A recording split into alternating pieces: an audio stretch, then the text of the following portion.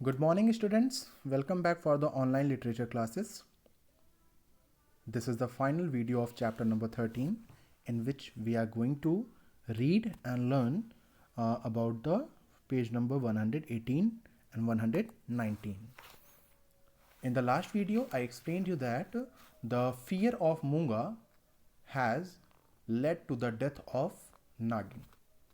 Okay, जो मूंगा का जो डर था, उस डर की वजह से जो नागिन थी वो मर जाती है.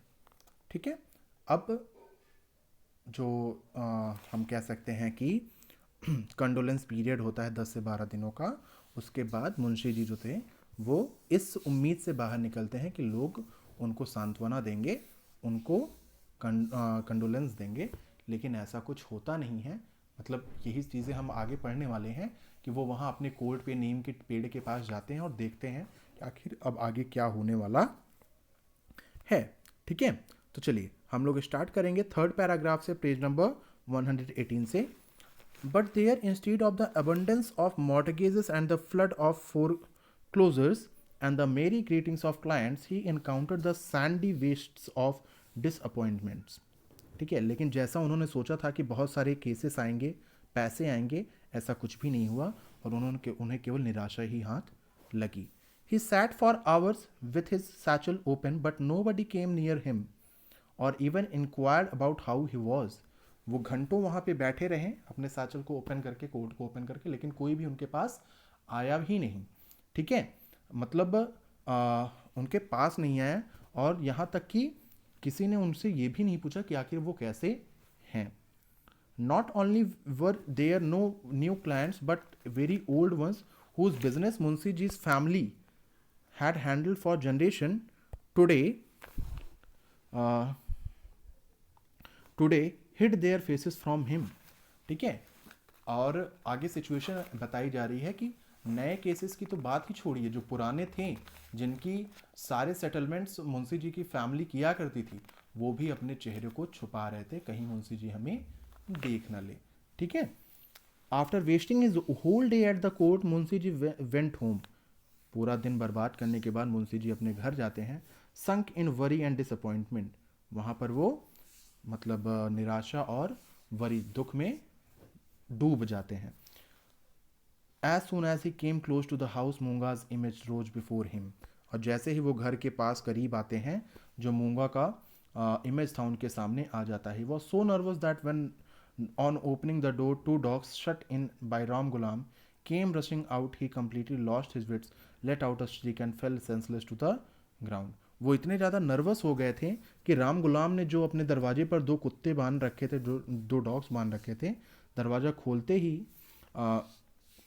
वो लोग मतलब उनकी तरफ राम गुलाम की तरफ, सॉरी, राम सेवक की तरफ दौड़ते हुए आए और इससे उनका जो होश था, उनकी धड़कनें बंद हो गई, वो सेंसलेस होकर के गिर गए. What happen to Munshi ji after this is not unknown. इसके बाद मुंशी जी के साथ क्या हुआ किसी को कुछ पता नहीं है. क्लियर है. For several days people saw him go to the court and come back drooping. और काफ़ी दिनों तक लोगों ने उनको कोर्ट जाते हुए देखा और फिर वापस निराश होते हुए आते हुए देखा था. After that he went off to the shrine of Badrinath and was not seen for several months. ठीक है. उसके बाद वो बद्रीनाथ धाम चले जाते हैं और फिर उसके बाद काफ़ी समय तक वो दिखते नहीं हैं. One day a sadhu came to the village, on his forehead ashes locks long and matted, a clay water pot in his hand. His countenance closely resembled Ram Sevak's and his speech also was not much different. ठीक है. और एक दिन क्या होता है कि एक साधु उस गांव में आते हैं. ठीक है. मतलब उनके मस्तक पर भभूत लगा हुआ था. ठीक है. इसके बाद एक मैट पर वो बैठे रहते थे और उनके हाथ में एक कमंडल रहता था. ठीक है. और वो उनका जो फेस था पूरा राम सेवक की तरह ही दिखाई देता था, उनका जो पूरा अपीयरेंस था, और उनकी बातें भी, उनका जो मतलब उनकी जो बोलने की शैली थी वो भी राम सेवक की तरह ही लगती थी. He sat in meditation beneath a tree. वो एक पेड़ के नीचे मेडिटेशन मतलब ध्यान लगा कर बैठ गए. That night smoke rose from Ram Sevak house. The glow of a fire was visible and then a burst of flame.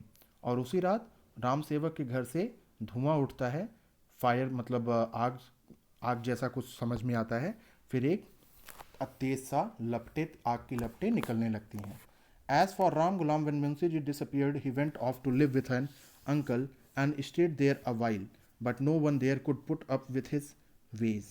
और राम, अब जहाँ तक राम गुलाम की बात है, तो मुंशी जी, जैसे ही मुंशी जी डिसअपियर हुए थे, वो अपने अंकल के पास चला गया था और वहीं पर रहता था, लेकिन उसके रहने का तरीका, उसके जीने का तरीका किसी को भी पसंद नहीं आ रहा था. One day he was digging up radishes in somebody's field. वो एक दिन वो क्या कर रहा था कि दूसरों के, किसी और के खेत से मूली उखाड़ रहा था. The owner gave him a flu slaps. और उस खेत का जो मालिक था, उसने उसको कई झापड़ मार दिए. ठीक है. This made him so angry that he went in to the man's granary and set it on fire. और इस बात से राम गुलाम इतना गुस्सा हो गया कि वो उस आदमी के, जहाँ पर खेत खलिहान होते हैं, जहाँ पर अनाज रखा होता है, वहाँ जा कर के उसमें आग लगा दी. It burn down completely and thousands of rupees went up in smoke. और ये उसका जो पूरा खलिहान था पूरी तरीके से जल गया और हजारों रुपए खाक हो गए. The police investigated and Ram Ghulam was arrested. फिर इसके बाद पुलिस ने इन्वेस्टिगेशन किया और राम गुलाम अरेस्ट हो गया. For his offence, this offence, he is at present in the reformatory at Chunar. और इसके इस गलती के लिए, उसके इस अपराध के लिए उसे रिफॉर्मेटरी में रखा गया है, बच्चों के सुधार गृह में चुनार में रखा गया था. ठीक है.